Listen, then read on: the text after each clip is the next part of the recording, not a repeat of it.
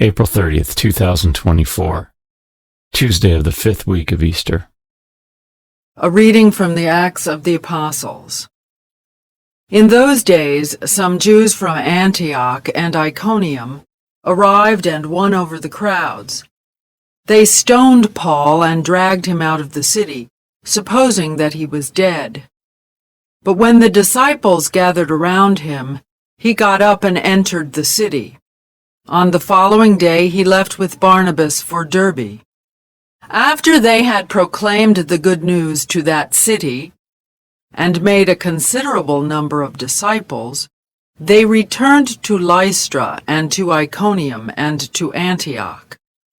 They strengthened the spirits of the disciples and exhorted them to persevere in the faith, saying, "It is necessary for us to undergo many hardships to enter the kingdom of God."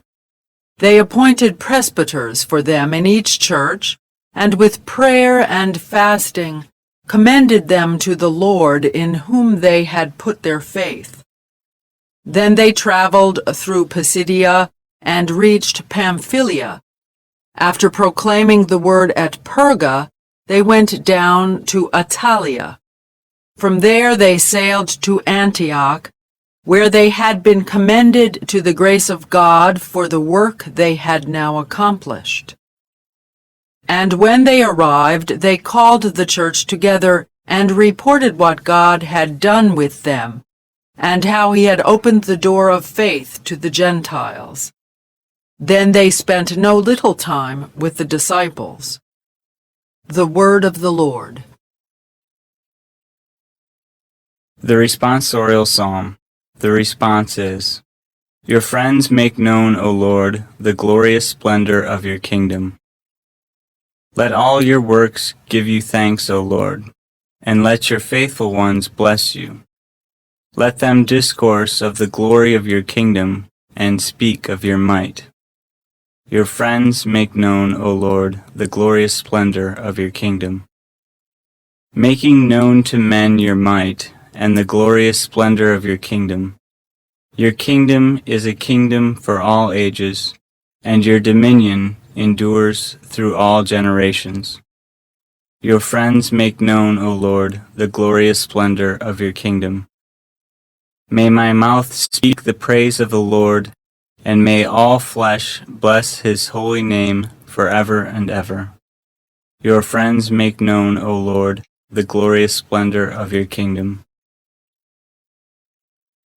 A reading from the Holy Gospel according to John. Jesus said to his disciples, "Peace I leave with you, my peace I give to you. Not as the world gives do I give it to you. Do not let your hearts be troubled or afraid. You heard me tell you, I am going away and I will come back to you. If you loved me, you would rejoice that I am going to the Father, for the Father is greater than I. And now I have told you this before it happens, so that when it happens you may believe.